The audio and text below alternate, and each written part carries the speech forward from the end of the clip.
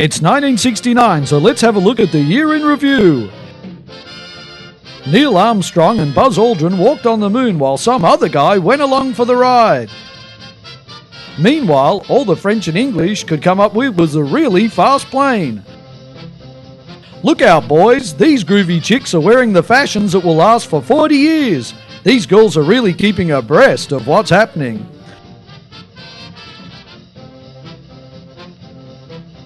Have a look at these groovers, girls. These men from Hammondville are really showing the world what it's like to look good.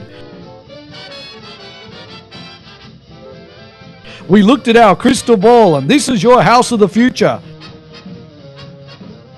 Check out that big screen TV. Wild, man. This year's babies don't want to be left out in the good-looking stakes. Coochie coo, young whippersnappers. Let's see what some of these children are doing in 1969. I wonder what the future holds for these young rascals. This young lad is Dave. Who knows, when he gets older, he might have a lawnmower he can drive like a car. Ha ha ha. Little Miss Lorraine is playing grown-ups. Oh dear me, a cigarette and Coca-Cola? Well, that won't last.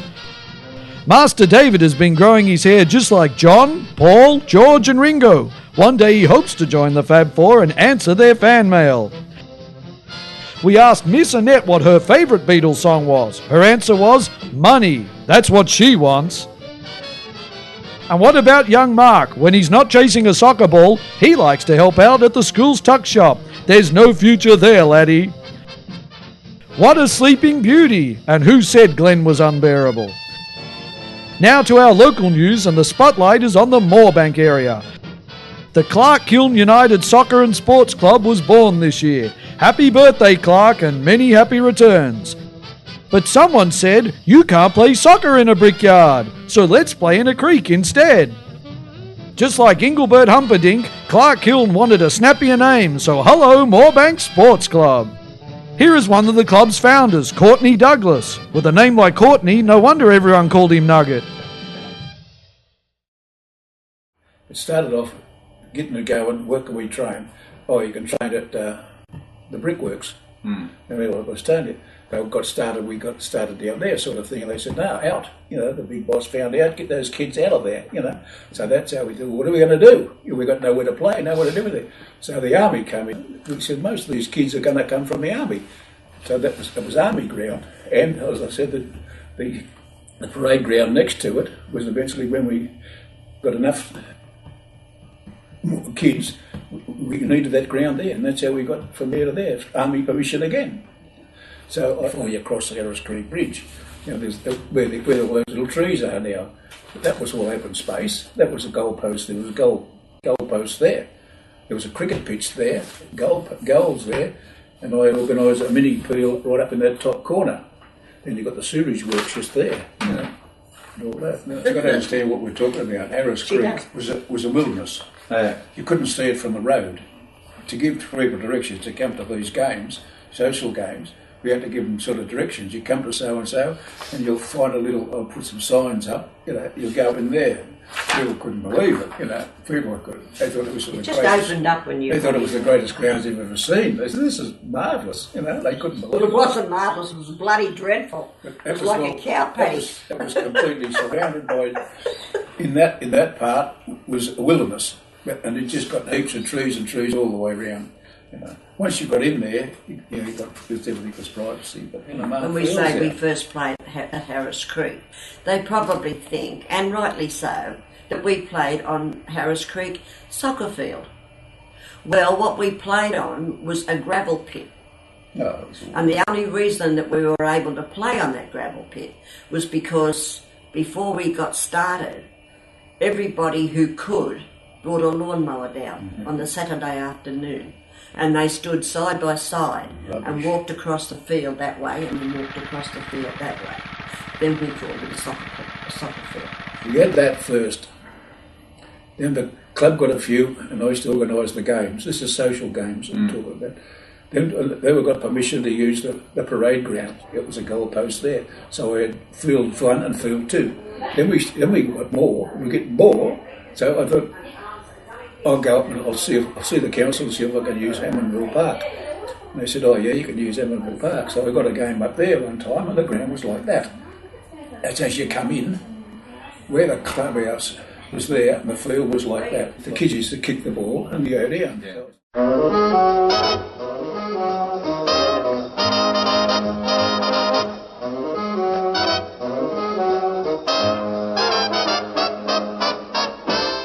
Let's go look at the local Moorebank news for the 70s.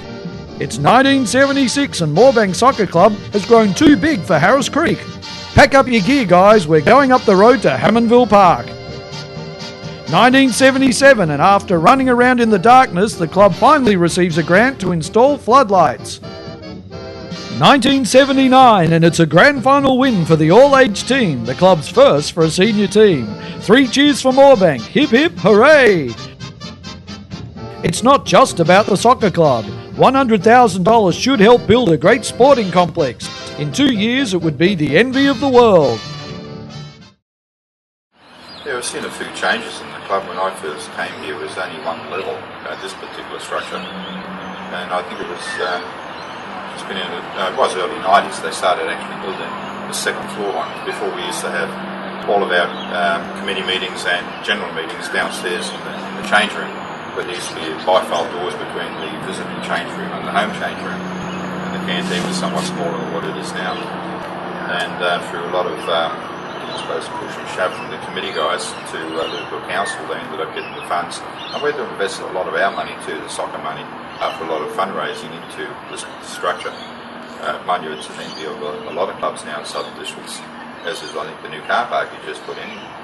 Did a very good deal with Railcorp, and we thank Railcorp for that. And if you look around the trees around these clubs too, they were put there by council. We put them in with, again, it was Michael and Arthur and Alan Rigby. I remember Rigby used to come down here on the weekend with the old watering can and water all the trees to try and get some shade, because when they put the parks in, etc., they were treeless. And you couldn't get any shade down here. Pre-competition, when you're doing your trials, it's extremely hot. And and they just look at them now, they're brilliant. They've been here, I guess, 20 plus years. And there was a lot more, but unfortunately soccer balls and small trees don't seem to go hand in hand. And they kind of wear out with a little bit of punishment. Assuming that we're putting all the seats down the right hand side of the club here, and we were doing it ourselves. It was Mike Moore, Alan Rigby, Fred Shute, Laurie was there, Chris Shepherd, there's a few of the other guys in the committee. We were digging holes. And one particular day is a fairly hot day, because always seems to have these working bees on in the summer. And Fred Shute was putting the start picket. Unfortunately for Fred, he missed the start picket, smashed his hand with a hammer. We all kind of thought it was pretty funny at the time, except for Fred. And I think he got himself stitched up eventually. But, I think one of the things over the years that we've become fairly famous for, and I don't think they happen anymore, is the gala days. yes. We run some very, very good gala days. People would ring up the club and ask us each year when we were going to hold our gala days. So it was great. I remember when the club was all in-house, Laurie ran it again with the up until under 8s. And we never used to have winners or losers, a bit like what it is now actually. And we used to have a gala day down here on the main park. We'd have all the kids playing across the field. And it was to see who was the best team at the end. And Laurie coached the Devils, I coached the Bombers, and Glenn Brown coached one of the Socceroos, and there's a few other team names as well, probably the youngsters or the oldsters now, I can remember them. And it was always a bit of a competition between the Devils, the team that Laurie coached, and the Socceroos that Glenn Brown coached. And there's some good old playing young fellas now, but now and stuff down with children were playing at those times. It was amazing because the kids were always labelled as one of the Devils or one of the Bombers. Even as they come through in the older ages, he's one of the Devils, or he was a Socceroo. So it was good. I recall now sometimes when we have a little family gathering and Brett comes home with some of the old soccer players, and certainly with Daniel, Laurie's son, and they'll talk about the old days of Moorebank soccer, and Brett was too proud that he was a Bomber, and Daniel would be just as proud that he was a Devil. And they were playing about who won the most games, or who scored the most goals. Not that it was supposed to matter back then. But they never leave. never leave you as you grow older in this club.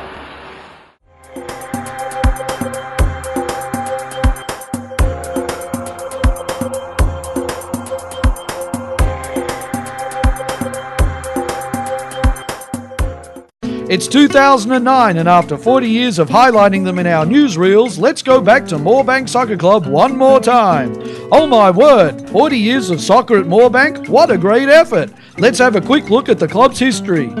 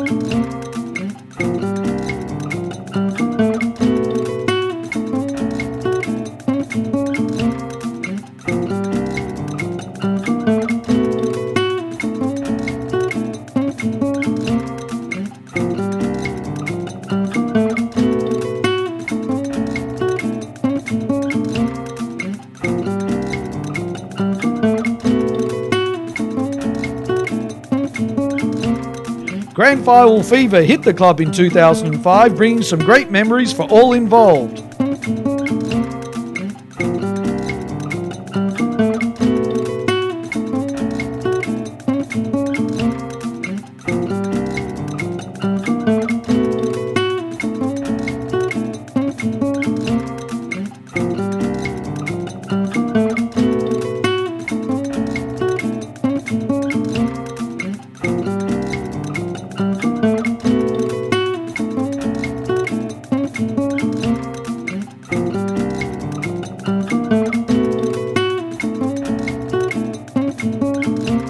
For me, it was a way of life. I didn't know anything else. From the time you got out on bed on Saturday morning until you went back to bed on the Friday night after. I just want to say to people at the 40th anniversary, I hope you have a great night. Moorebank is a brilliant club, always has been. It's in my heart, it's in my family's heart.